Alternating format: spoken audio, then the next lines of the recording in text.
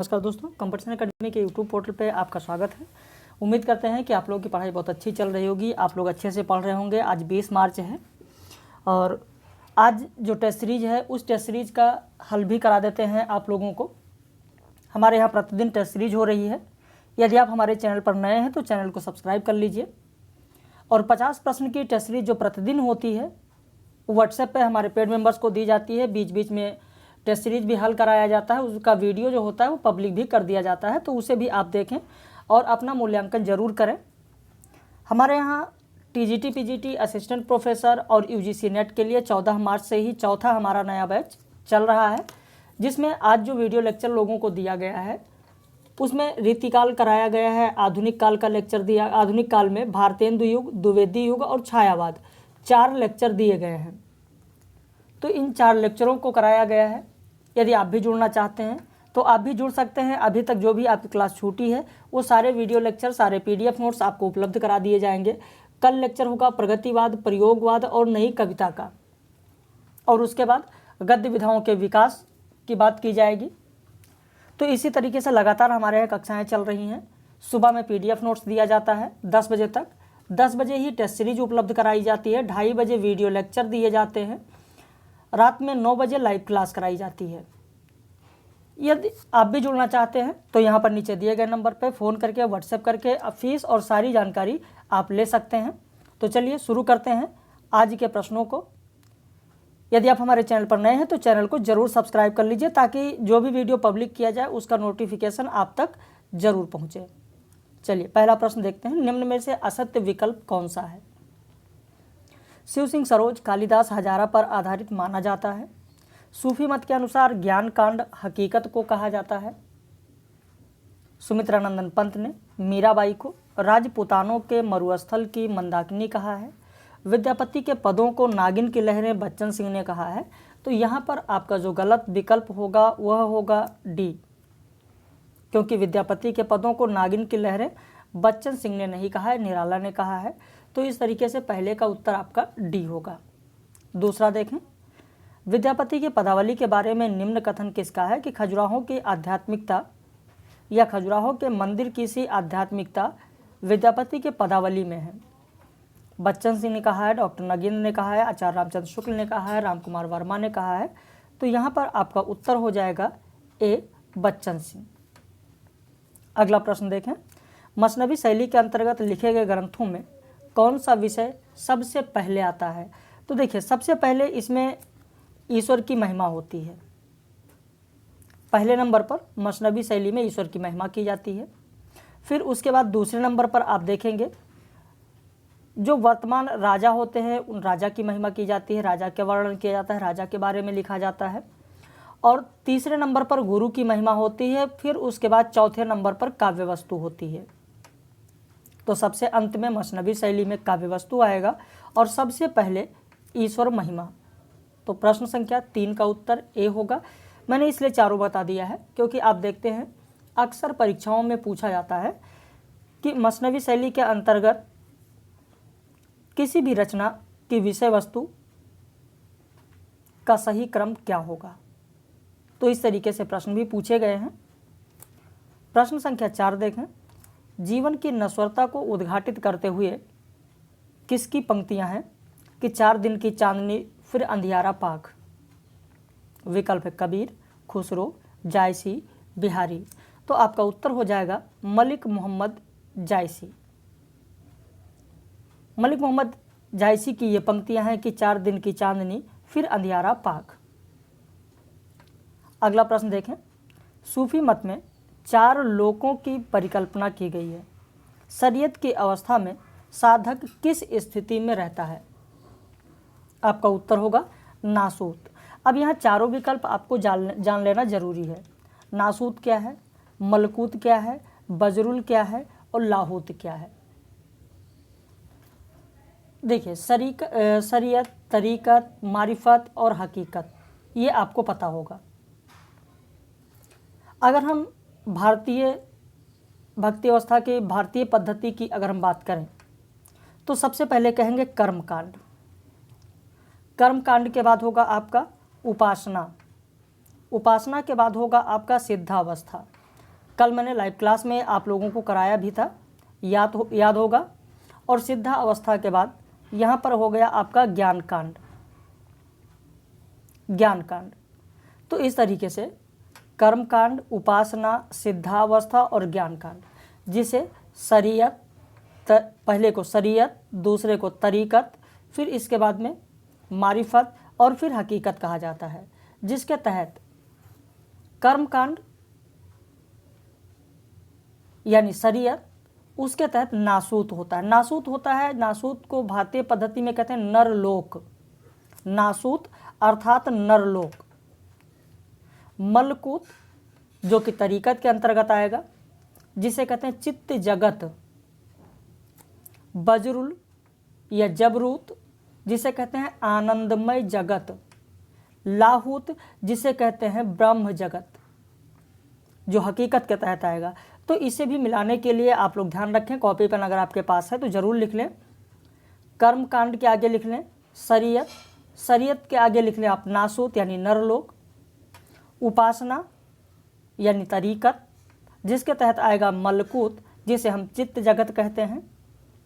सिद्धावस्था अर्थात मारिफत, जिसके अंतर्गत बजरूत या जबरूत आएगा, जिसे आनंदमय जगत कहते हैं। ज्ञान कांड यानी हकीकत, जिसके अंतर्गत लाहूत आएगा और जिसे कहते हैं ब्रह्म जगत। तो यहाँ पर प्रश्न संख्या 5 में आपका उत्तर होगा ए नासूत। अगला प्रश्न देखें। सूफी मत में मनुष्यों के भी 4 विभाग किए गए हैं। इसमें विषय भोग की वृत्ति क्या कहलाती है? विषय भोग की जो वृत्ति होती है उसे कहा जाता है नफत कहा जाता है, जिसे आप नफ्स भी कहते हैं, या पता होगा आपको। और इसके बाद रूह अर्थात आत्मा, कल्ब अर्थात हृदय, अक्ल अर्थात बुद्धि। नफ्स अर्थात इंद्रियां होती हैं। तो यहाँ पर प्रश्न संख्या 6 का उत्तर आपका ए हो गया। कितने प्रश्न आपके सही हो रहे हैं, इनमें से कितने प्रश्न आपके सही हो सकते हैं अगर आपको टेस्ट सीरीज दिया जाता, या परीक्षा में अगर ऐसे प्रश्न मिले तो आप कितने प्रश्नों के सही उत्तर कर सकते हैं, ज़रूर कमेंट में बताएं, क्योंकि आपके कमेंट का मुझे इंतज़ार रहता है। प्रश्न संख्या 7 देखें। निम्न में से किसके तहत बताया गया है कि भक्त कृष्ण के अनुग्रह को प्राप्त करता है? भक्त कृष्ण के अनुग्रह को प्राप्त करता है। विकल्प है प्रवाह पुष्टि, मर्यादा पुष्टि, पुष्टि पुष्टि और शुद्ध पुष्टि। तो आपका उत्तर हो जाएगा सी, पुष्टि पुष्टि। अब यहाँ पर आपके दिल में, आपके मन में यह सवाल जरूर उठता होगा कि आखिर में भक्त कृष्ण के अनुग्रह प्राप्त करता है तो उसे पुष्ट पुष्टि कहा गया, तो प्रवाह पुष्टि किसे कहेंगे, मर्यादा पुष्टि किसे कहेंगे, शुद्ध पुष्टि किसे कहेंगे? चलिए मैं आपको बता देता हूँ। प्रवाह पुष्टि, भक्त संसार में रहता हुआ कृष्ण की भक्ति करता है तो उसे कहा जाता है प्रवाह पुष्टि। भक्त कृष्ण के गुणगान और कीर्तन द्वारा जब भक्ति की साधना करता है तो उसे कहा जाता है मर्यादा पुष्टि। शुद्ध पुष्टि की अगर बात करें तो भक्त भगवान पर पूर्णतः आश्रित रहता है, वो भगवान का कृपा पात्र बनकर अनुग्रह प्राप्त करता है और उनके गुणगान में मस्त रहता है तो उसे कहा जाता है शुद्ध पुष्टि। तो इस तरीके से चारों विकल्प आपके स्पष्ट हो गए। प्रश्न संख्या 8 देखें। वल्लभाचार्य के पुष्टि मार्ग के बारे में असत्य विकल्प कौन सा है? वल्लभाचार्य ने द्वैताद्वैतवाद का प्रतिपादन किया, यही आपका गलत होगा, क्योंकि वल्लभाचार्य ने द्वैताद्वैतवाद नहीं शुद्धाद्वैतवाद का प्रतिपादन किया है। वल्लभाचार्य ने कृष्ण को ब्रह्म और राधा को उनकी स्त्री माना है। वल्लभाचार्य के अनुसार जीव के 3 रूप होते हैं, प्रवाह, मर्यादा और पुष्टि। पुष्टि मार्ग का आधार भगवान की पुष्टि का अनुग्रह है। तो प्रश्न संख्या 8 का उत्तर ए हो गया। प्रश्न संख्या 9 देखें। दादू पंथ पहले किस नाम से प्रसिद्ध था? तो आपका उत्तर यहाँ पर बन जाएगा परम ब्रह्म संप्रदाय। अगला प्रश्न है, निम्न में से कौन सी पंक्तियाँ सुमेलित नहीं हैं? कि क्या जानूँ यह कैसा है, जैसा देखा वैसा है, अमीर खुसरो की पंक्ति सही है। कनक कदल पर सिंह से मारल ता पर मेरु समाने, विद्यापति की पंक्ति सही है। सोता अवधू जीवता मुआ बोलता अवधू पेंजरो सुआ, सरहपा की पंक्ति गलत है। सरहपा की पंक्ति नहीं है, आप लिख लें। गोरखनाथ की पंक्ति है।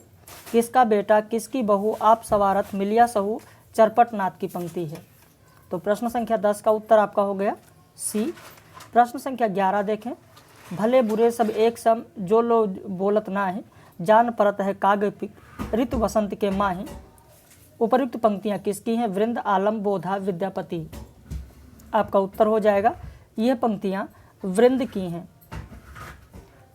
आज के टेस्ट सीरीज में आज 20 मार्च है, आप देख रहे हैं। आज के टेस्ट सीरीज में देखते हैं कि कौन कौन लोग टॉप करते हैं, क्योंकि हमारे यहाँ जब भी टेस्ट सीरीज जो प्रतिदिन टेस्ट सीरीज होती है, तो जब भी लोग टॉप करते रहते हैं, जो लोग टॉप करते रहते हैं, उनमें से 4-5 लोगों का नाम ज़रूर बताया जाता है और सभी लोगों को मैसेज भी जाता है। तो कोशिश करिए आप लोग कि अधिक से अधिक प्रश्न आपके सही हों। निरखत ही अभिमन्यु को विदुर डुलाए शीश, रक्षा बालक की करो हे कृपाल जगदीश। उपरोक्त पंक्तियां किसकी हैं? वृंद, छत्रपति कायस्थ, आलम, बोधा। तो यहाँ पर उत्तर हो जाएगा छत्रपति कायस्थ। अगला प्रश्न देखें। कवि आलम के बारे में असत्य विकल्प कौन सा है? कवि आलम के बारे में तो आप सभी लोग जानते होंगे कि ये जाति के ब्राह्मण थे। कवि आलम शेख नाम की एक रंगरेजिन के प्रेम में फंसकर मुसलमान हो गए। आलम और बोधा मुअज्जम के आश्रय में रहते थे। कटिको कंचन कटिविद कुचन मध्यधर दीन, पंक्तियां आलम की हैं। तो यहाँ पर यह गलत होगा डी आपका, क्योंकि यह आलम की पंक्ति नहीं है। एक बहुत ही प्रचलित इनके बारे में कथा है। आलम के बारे में आप जानते होंगे कि एक बार आलम को दरबार में कहा गया, एक दोहा का पहला पद लिखा गया और कहा गया इसे आप पूरा करिए, और उसे वो नहीं पूरा कर पाए। उन्होंने समय मांग लिया और अपनी पगड़ी में उस कागज़ की पर्ची को बांध लिया जिसमें पहली पंक्ति लिखी थी। पहली पंक्ति लिखी थी, कनक छरी सी कामनी काहे को कटछीन। और इसके बाद उस पगड़ी को धुलने के लिए एक रंगरेजिन के पास जाता है जिसका नाम शेख रंगरेजिन है। और जब वो उस पगड़ी में उस दोहे को देखती है, वो भी बहुत शौकीन थी दोहा, छंद, शेरो शायरी की, तो उसने उस पर्ची में ही उस दोहे को पूरा किया और लिखा, कटिको कंचन कटिविद कुचन मध्य धरि दीन। तो यह जो पंक्ति है ये शेख रंगरेजिन की पंक्ति है जिसने पूरा किया था और पूरा करके भेज दिया। जब इसको देखते हैं आलम तो बहुत खुश हो जाते हैं कि उसने पूरा कर दिया। फिर अपनी भाभी की सहायता से उसके घर पहुंचते हैं और यहीं से शेख और रंगरेजिन के बीच प्रेम प्रारंभ होता है। तो यहाँ पर जो ये पंक्ति है ये शेख की पंक्ति है, आलम की पंक्ति नहीं है। अगला प्रश्न देखें।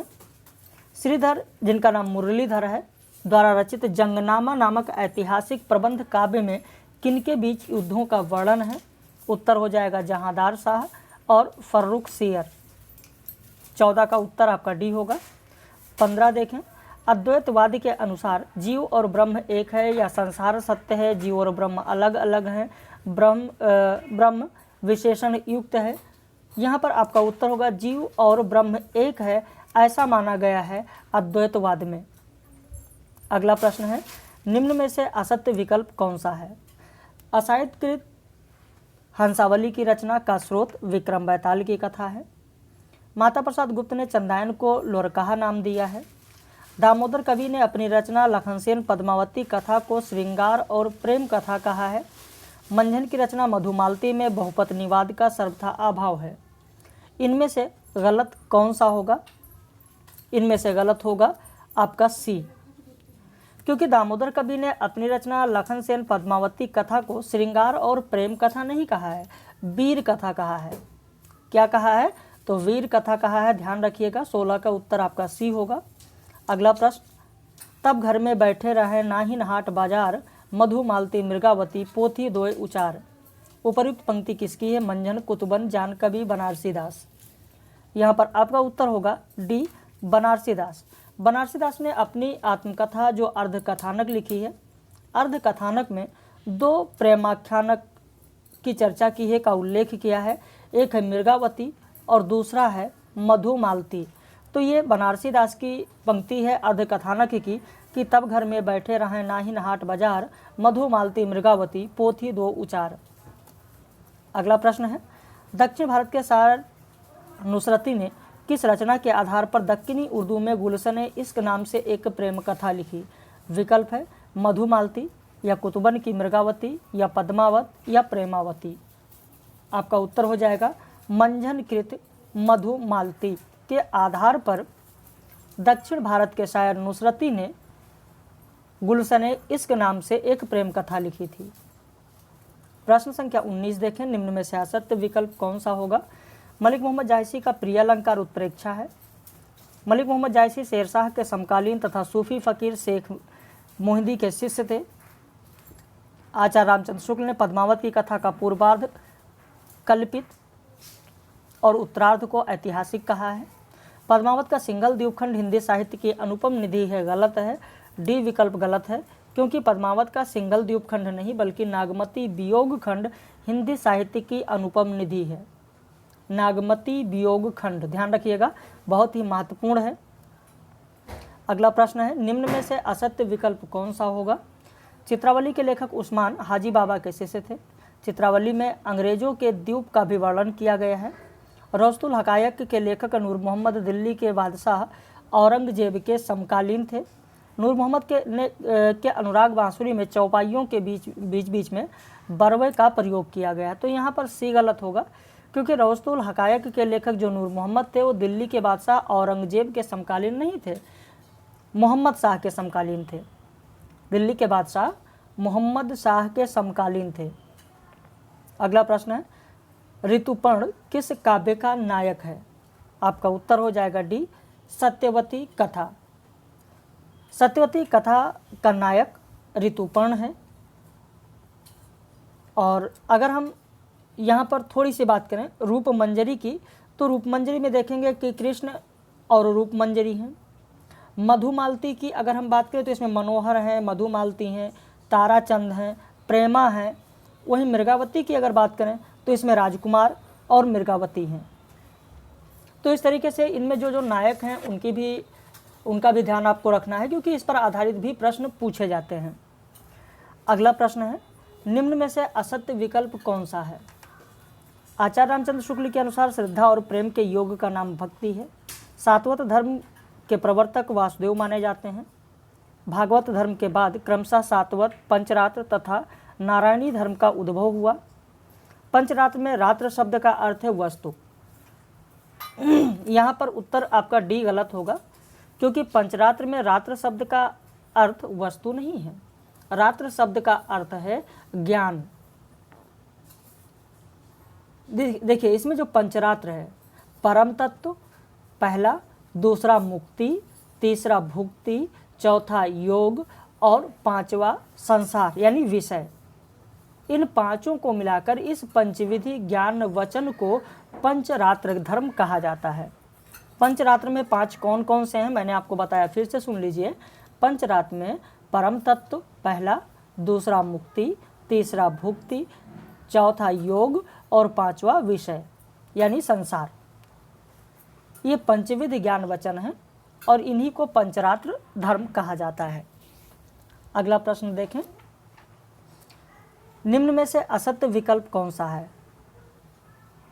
न्याय तत्व दार्शनिक ग्रंथ के लेखक रंगनाथ मुनि यानी रघुनाथाचार्य हैं, को श्री संप्रदाय का प्रथम आचार्य माना जाता है। श्री संप्रदाय के आचार्य यमुनाचार्य की रचनाएं सिद्धित्रय, आगम प्रमाण, गीतार्थ संग्रह आदि है। श्री संप्रदाय में कृष्ण को आराध्य माना गया है। श्री संप्रदाय के आचार्य कालक्रमानुसार इस प्रकार हैं: रंगनाथ मुनि, पुंडरीकाक्ष, राम मिश्र, यमुनाचार्य, रामानुजाचार्य। तो ये कालक्रमानुसार भी कभी कभी पूछ लिया जाता है, तो इसे भी आपको ध्यान रखना है। इनमें से गलत जो होगा वो होगा आपका सी, क्योंकि श्री संप्रदाय में कृष्ण को आराध्य नहीं माना गया है, राम को आराध्य माना गया है। बाकी जो ब्रह्म संप्रदाय है, रुद्र संप्रदाय है, शनकादि संप्रदाय है, उसमें कृष्ण को आराध्य माना गया है, श्री संप्रदाय में नहीं। ध्यान रखिएगा, ब्रह्म संप्रदाय, रुद्र संप्रदाय, शनकादि संप्रदाय, इन तीन ऐसे महत्वपूर्ण संप्रदाय हैं जिनमें कृष्ण को आराध्य माना गया है। वहीं जो श्री संप्रदाय है इसमें कृष्ण नहीं बल्कि राम को आराध्य माना गया है। अगला प्रश्न देखें, निम्न में से असत्य विकल्प कौन सा है? अलवार महिला संत अंडाल को दक्षिण भारत की मीरा कहा जाता है। शंकराचार्य का स्मार्त संप्रदाय पंचदेव उपासना पर आधारित है। शंकराचार्य को प्रच्छन्न बौद्ध भी कहा जाता है। मध्य युग की समग्र स्वाधीन चिंता के गुरु रामानंद ही थे, आचार्य रामचंद्र शुक्ल का कथन। तो इनमें से जो विकल्प गलत होगा वो होगा आपका डी, क्योंकि आचार्य रामचंद्र शुक्ल का यह कथन नहीं है, हजारी प्रसाद द्विवेदी का है। हजारी प्रसाद द्विवेदी ने कहा है कि मध्य युग की समग्र स्वाधीन चिंता के गुरु रामानंद थे, ये कहा है हजारी प्रसाद द्विवेदी ने। अगला प्रश्न, निम्न में से असत्य विकल्प कौन सा है? रामानुजाचार्य को शेष या लक्ष्मण का अवतार माना जाता है। आचार्य रामचंद्र शुक्ल ने रामानंद को आकाश धर्मगुरु कहा है, गलत है। बी विकल्प आपका गलत है, क्योंकि हजारी प्रसाद द्विवेदी ने ही रामानंद को आकाश धर्मा गुरु भी कहा है, आचार्य रामचंद्र शुक्ल ने नहीं कहा है।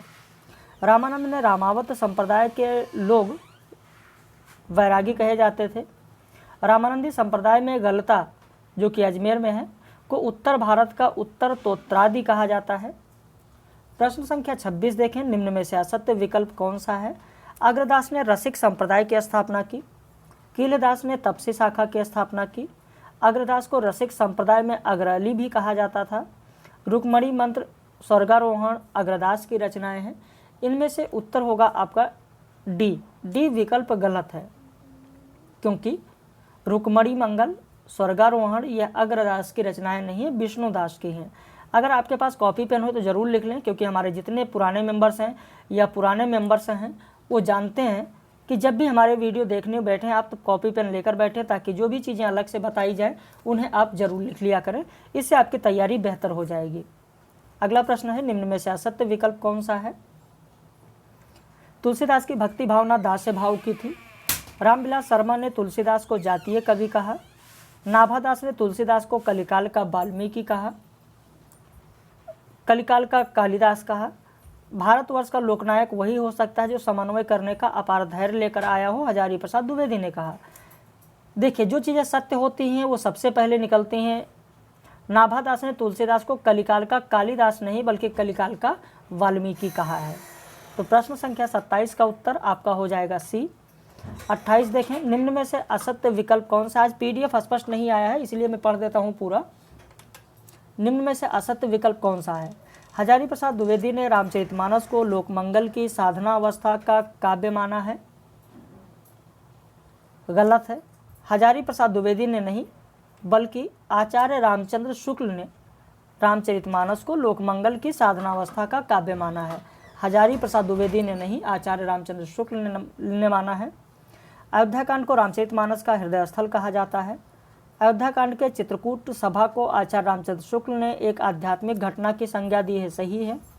रामचरितमानस में 4 वक्ता के रूप में 4 घाट हैं, उपासना घाट, प्रपत्ति घाट, ज्ञान घाट और कर्म घाट। अगला प्रश्न है, प्रश्न संख्या 29 देखें, रामचरितमानस में उपासना घाट कौन सा है? तो आपका उत्तर हो जाएगा ए पनघट। पनघट है उपासना घाट। अब बाकी जो 3 विकल्प बच रहे हैं उनके बारे में भी आपको बता दें। गाय घाट, जिसे प्रपत्ति घाट कहा जाता है, राजघाट जिसे कि ज्ञान घाट कहा जाता है, पंचायती घाट जिसे कर्म घाट कहा जाता है। चारों अगर आप लिखना चाहें तो एक बार मैं बोल दे रहा हूँ, फिर लिख लें। पनघट यानी उपासना घाट, जो कि प्रश्न में दिया गया है। गाय घाट अर्थात प्रपत्ति घाट, गाय घाट अर्थात प्रपत्ति घाट, राजघाट अर्थात ज्ञान घाट, पंचायती घाट अर्थात कर्म घाट। अगला प्रश्न देखें, निम्न में से किसने तुलसीदास को उत्प्रेक्षाओं का बादशाह कहा है? तो आपका उत्तर हो जाएगा उदय भानु सिंह। अब कई लोगों के मन में आता होगा नहीं आचार्य रामचंद्र शुक्ल ने कहा, कई लोगों के मन में आता है कि लाला भगवान दीन ने कहा है, कई लोग सोचते होंगे बच्चन सिंह ने कहा है। अगर ये आपके मन में संशय है तो उस संशय को आपके मैं दूर कर दूं। तुलसीदास को उत्प्रेक्षाओं का बादशाह उदय भानु सिंह ने कहा। आचार्य रामचंद्र शुक्ल जी ने तुलसीदास को अनुप्रास का बादशाह कहा है। अगर आपके मन में रामचंद्र शुक्ल जी का नाम आ रहा है तो वो संशय आपका दूर कर दे। आचार्य रामचंद्र शुक्ल ने तुलसीदास को अनुप्रास का बादशाह कहा, जबकि लाला भगवान दीन और बच्चन सिंह ने रूपकों का बादशाह कहा है। किसका बादशाह? तो रूपकों का बादशाह कहा है, ध्यान रखिएगा। अगला प्रश्न, निम्न में से असत्य विकल्प कौन सा है? तुलसीदास ने सर्वप्रथम मानस को रहीम को सुनाया था। पहला ही विकल्प गलत है, रहीम को नहीं बल्कि रसखान को सुनाया था। रहीम नहीं, रसखान को सुनाया था। मानस की प्रथम टीका अयोध्या के बाबा रामचरण दास ने लिखी। डॉक्टर गिरियर्सन ने नाभादास का उपनाम नारायण दास बताया। प्रियादास ने भक्तमाल की टीका रसबोधनी नाम से ब्रजभाषा के कवित्व सवैया शैली में की। अगला प्रश्न है, अवधपुरी की शोभा जैसी कही नहीं सकत शेष श्रुत तैसी उपरोक्त पंक्तियां किसकी हैं? तुलसीदास, नाभादास, केशवदास, नंददास। तो आपका उत्तर बन जाएगा यहाँ पर बी, नाभादास। नाभादास ने अपनी किस रचना में कही है, मैं ये भी आपको बता दूं। नाभादास की जो रचना है अष्टयाम, अष्टयाम, आप लोगों को पता होगा अष्टयाम किसकी रचना है, नाभादास की। तो नाभादास ने अपनी रचना अष्टयाम में कही। अष्टयाम की ये पंक्तियां कि अवधपुरी की शोभा जैसी कही नहीं सकत शेष श्रुति तैसी। अगला प्रश्न देखें, निम्न में से असत्य विकल्प कौन सा है? केशवदास का उपनाम वेदांती मिश्र था। केशवदास भामह, दंडी और उद्भट के अनुयायी थे। केशवदास ने कृष्ण चंद्रिका की रचना की। गलत होगा, केशवदास ने कृष्ण चंद्रिका की रचना नहीं की है, बल्कि कृष्ण चंद्रिका की रचना गुमान कवि ने की है। केशवदास ने रामचंद्रिका की रचना की है। कृष्ण चंद्रिका जैसे नाम आएगा आप जल्दबाजी में प्रश्न गलत कर दोगे। कृष्ण चंद्रिका नहीं है, केशवदास की रचना है रामचंद्रिका। और रामचंद्रिका के बारे में एक बहुत ही रोचक बात मैं आपको बता दूं। केशवदास ने जब रामचंद्रिका की रचना की तो सिर्फ एक रात में उन्होंने रामचंद्रिका लिखी थी। बाय द वे, अगर ऐसा कभी प्रश्न आता है कि केशवदास ने अपनी किस रचना को मात्र एक रात में लिखी है, तो आपका उत्तर होगा रामचंद्रिका। डॉक्टर विजयपाल सिंह ने केशवदास को कोर्ट का कवि कहा है, यह भी सही है। अगला प्रश्न देखें, निम्न में से असत्य विकल्प कौन सा है? सेनापति के गुरु का नाम हीरामणि दीक्षित था। सेनापति का प्रिय अलंकार श्लेष है। हृदय राम का हनुमान नाटक का अन्य नाम रामगीत भी है। वाल्मीकि ने सर्वप्रथम नर काव्य का प्रवर्तन किया, यह कथन जॉर्ज ग्रियर्सन का है। गलत है, जॉर्ज ग्रियर्सन का नहीं है, रविंद्रनाथ टैगोर का है। वाल्मीकि ने सर्वप्रथम नर काव्य का प्रवर्तन किया, ये जॉर्ज ग्रियर्सन ने नहीं कहा है, रविंद्रनाथ टैगोर ने कहा है। अगला प्रश्न, निम्न में से असत्य विकल्प कौन सा है? निम्बार्क को कृष्ण के सुदर्शन चक्र का अवतार माना जाता है। निम्बार्काचार्य के शिष्य निवासाचार्य ने वेदांत कौस्तुभ की रचना की। निवासाचार्य को निम्बार्क संप्रदाय में हितु सखी का अवतार कहा जाता है। गलत है, श्री भट्ट को हितु सखी का अवतार कहा जाता है, निवासाचार्य को नहीं। किसको कहा जाता है? बहुत ही महत्वपूर्ण प्रश्न है कि निम्न में से किसे हितु सखी का अवतार कहा जाता है? तो आपका उत्तर होगा श्री भट्ट। कुंभनदास प्रथम अष्टछापी कवि और वल्लभाचार्य के शिष्य थे। अगला प्रश्न देखें, निम्न में से असत्य विकल्प कौन सा है? सूरदास की रचनाओं का सर्वप्रथम संपादन राग कल्प द्रुम नाम से हुआ। भ्रमर गीत को आचार्य रामचंद्र शुक्ल ने ध्वनि काव्य कहा।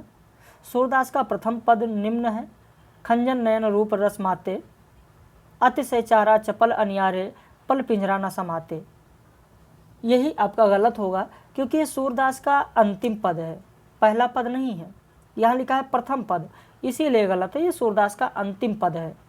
सूरदास की मृत्यु पर विठल दास ने कहा कि पुष्टि मार्ग को जहाँ जात है, जाए कछु लेनो होय सो लेव। प्रश्न संख्या 37 देखें, निम्न में से असत्य विकल्प कौन सा है? 5 अध्याय में विभक्त रोला छंद में लिखित रास पांचाध्यायी को वियोगी हरि ने हिंदी का गीत गोविंद कहा। अब आप खुद देखिए कि यहाँ पर जो मैं विकल्प बना रहा हूँ, एक एक विकल्प से आपके कितने प्रश्न बन रहे हैं।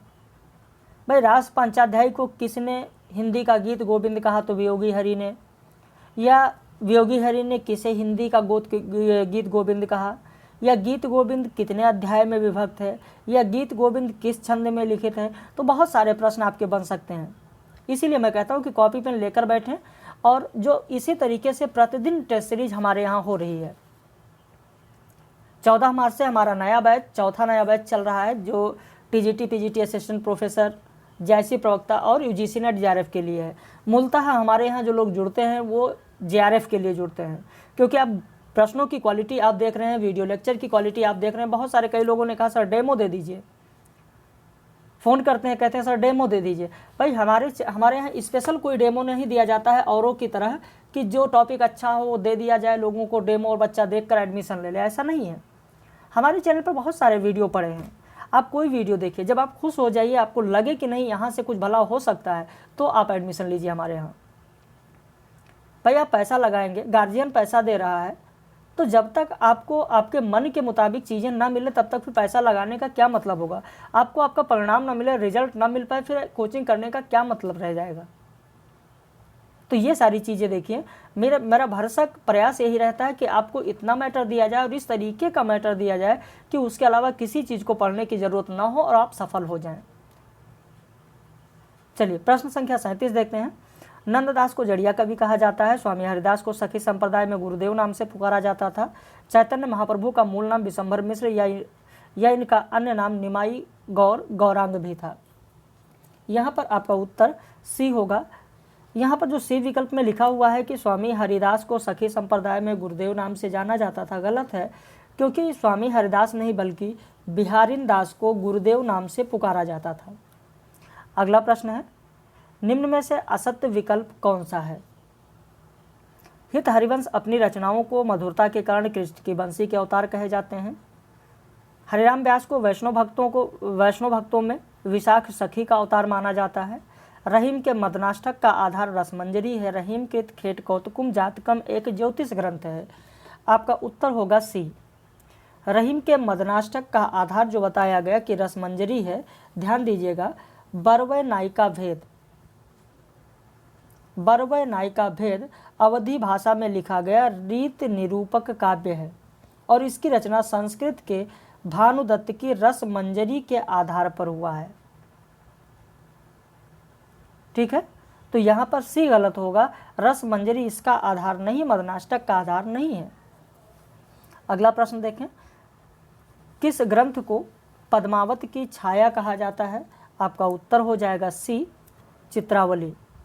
अगला प्रश्न है, तुलसीदास को चलता फिरता तुलसी तरु किसने कहा था। तो आपका उत्तर हो जाएगा चलता फिरता तरु मधुसूदन सरस्वती ने कहा है। अगला प्रश्न है, साहित्य वस्तुतः मनुष्य का वह उच्छालित आनंद है जो उसके अंतर में अटाए नहीं अट सका था, कथन किसका है। प्रेमचंद, बालकृष्ण भट्ट, हजारी प्रसाद द्विवेदी, महावीर प्रसाद द्विवेदी।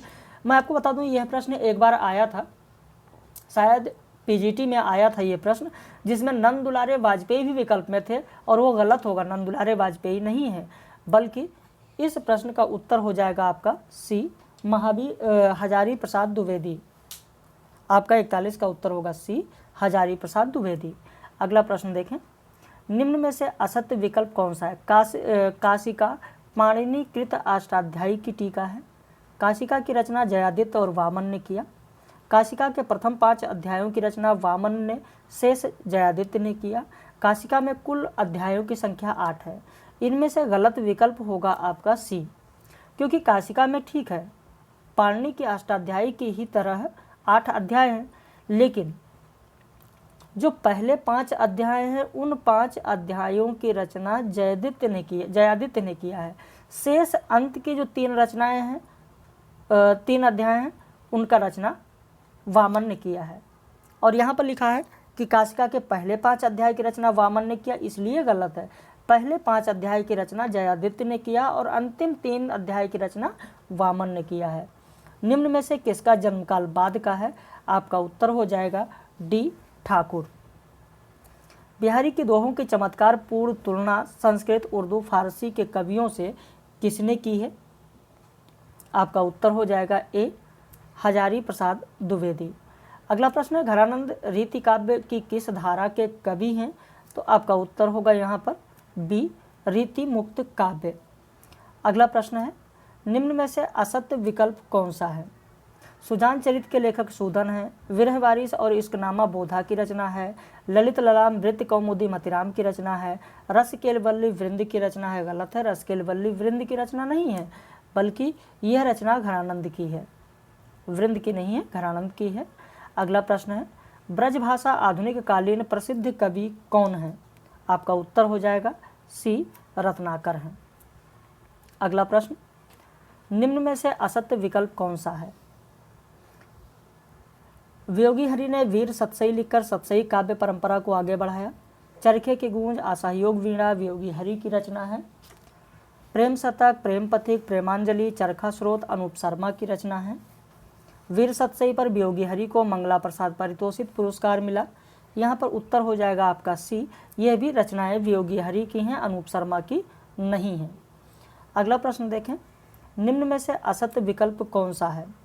केशवदास को कठिन काव्य का प्रेत आचार्य रामचंद्र शुक्ल ने कहा। विज्ञान गीता, रसबावनी, छंदमाला केशव की रचना है। वर वधु विनोद, राधा माधव कालिदास त्रिवेदी की रचना है। अमीर खुसरो ने बिहारी सतसई पर फिरंगे सतसई नामक टीका लिखा जो फारसी भाषा में है। गलत होगा, गलत होगा। अमीर खुसरो ने बिहारी सतसई पर फिरंगे सतसई नाम की टीका लिखा, गलत है, क्योंकि आनंदीलाल शर्मा ने लिखा है। अगला प्रश्न है, निम्न में से असत्य विकल्प कौन सा है? प्रेम को पंथ कराल महा, बोधा की पंक्ति। बोधा का वास्तविक नाम बुद्ध प्रताप मिश्र। बोधा पन्ना नरेश खेत सिंह के आश्रित कवि थे। बोधा को सुभान नामक गणिका से प्रेम था। तो यहाँ पर उत्तर हो जाएगा भी, बोधा का वास्तविक नाम बुद्ध प्रताप मिश्र नहीं बल्कि बुद्धसेन था। तो इस तरीके से 50 प्रश्न थे आज के टेस्ट सीरीज में। जो हमारे पेड मेंबर्स हैं वो भी अपना काउंट करके ज़रूर बताएं कि आज उनके कितने प्रश्न सही हुए। और जो भी हमारे नए मेंबर्स हैं चैनल पर देख रहे हैं, चैनल को सब्सक्राइब कर लें। साथ ही अगर वो पेड बैच में जुड़ना चाहते हैं यूजीसी नेट जेआरएफ के लिए, टीजीटी पीजीटी के लिए, असिस्टेंट प्रोफेसर के लिए, तो ज़रूर हमारे इस नंबर पर फ़ोन करके या व्हाट्सएप करके फ़ीस और सारी जानकारी ले सकते हैं। ये नंबर लिख दिया है मैंने, यहाँ पर देखें 97 46 27 40। और दूसरा नंबर हमारा है, यहाँ पर ये भी लिख दे रहे हैं 80 52 58 4 004। तो इन दोनों नंबर पर किसी पर भी फ़ोन करके या व्हाट्सएप करके आप पेड बैच की जानकारी ले सकते हैं। और अभी इतना समय है कि अगर आप प्रतिदिन 4 से 5 घंटे 6 घंटे लगातार पढ़ेंगे, जितना हम कराते चलेंगे उसे फॉलो करते चलेंगे, तो अवश्य आपका सिलेक्शन होगा, अवश्य आप सिलेक्ट होंगे। लेकिन ये तभी संभव है जब 6-7 घंटे 5-6 घंटे आप समय देंगे और हमारे बताए हुए रास्ते पर आप चलेंगे। बाकी हम लोग फिर मिलेंगे शाम को लाइव क्लास में।